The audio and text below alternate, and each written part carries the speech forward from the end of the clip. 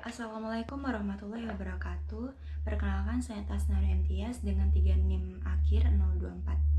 Di sini saya akan menjelaskan tugas dari rekayasa pondasi, yaitu apa sih tentang SPT dan CPT itu yang diperintahkan untuk tulis tangan. Namun untuk menjelaskan di video ini agar lebih gampang dan lebih mudah dipahami, maka saya akan membuat PowerPoint.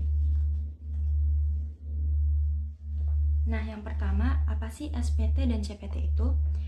SPT atau Standard Penetration Test dan CPT Compenetration Test atau yang biasa kita kenal dengan sondir adalah dua jenis pengujian perencanaan fondasi yang umum digunakan, yakni melakukan investigasi tanah untuk mengetahui kondisi serta sifat fisik dan mekanik tanah di lapangan. Nah,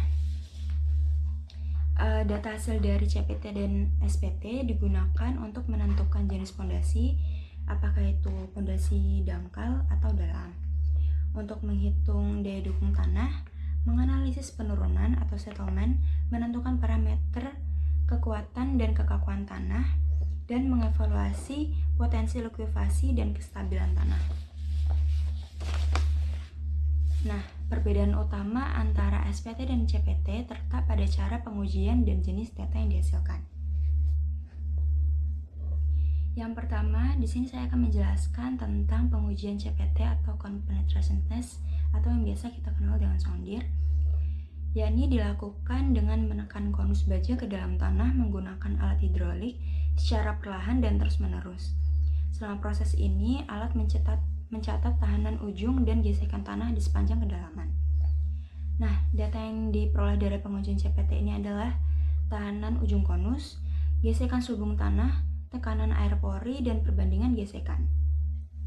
Dari data tersebut dapat diketahui jenis dan susunan lapisan tanah, parameter tanah seperti kohesi, sudut geser dalam, modulus elastisitas, dan koefisien tanah diam.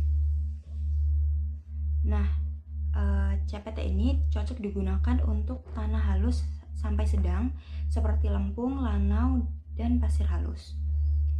Cocok juga digunakan di lokasi yang memerlukan data kontinu dan detail. Kelebihan dari menggunakan CPT ini adalah cepat, hasil kontinu, dan akurasi yang tinggi. Namun untuk kekurangannya tidak dapat contoh dari sampel tanah di lapangan seperti SPT dan sulit dilakukan di tanah berbatu atau berkerikil. Nah, yang kedua, pengujian SPT atau Standard Penetration Test dilakukan dengan menjatuhkan palu dari ketinggian 76 cm untuk memukul tabung atau split spoon sampler yang telah dimasukkan ke dalam tanah. Nilai yang diukur adalah jumlah pukulan atau NSPT yang dibutuhkan untuk menembus 30 cm terakhir dari tabung. Nah, data yang dihasilkan oleh SPT ini adalah nilai pukulan atau N pada tiap kedalamannya. Juga sampel tanah asli untuk uji laboratorium. Dan yang ketiga, kedalaman lapisan tanah dan posisi muka air tanah. Nah, dari data tersebut dapat diketahui jenis dan kepadatan tanahnya, lalu daya dukung serta potensi likuifasi tanah dan penurunan pondasi atau settlement. SPT ini cocok digunakan untuk tanah berbutir kasar seperti pasir, kerikil, atau lempung kaku, dan proyek yang memerlukan sampel tanah untuk pengujian laboratorium. Contoh penerapannya biasanya di perumahan, jalan raya, tanggul, dan pondasi jembatan kecil.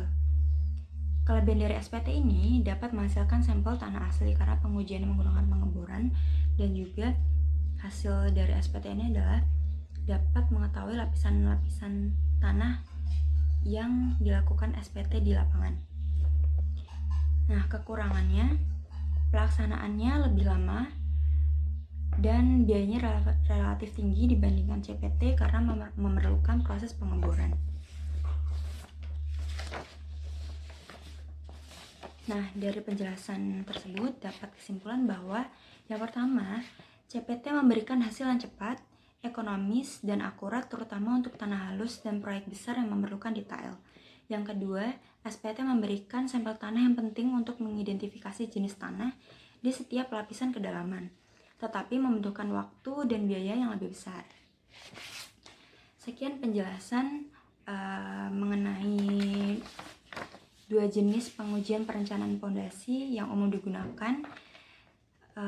Terima kasih. Wassalamualaikum warahmatullahi wabarakatuh.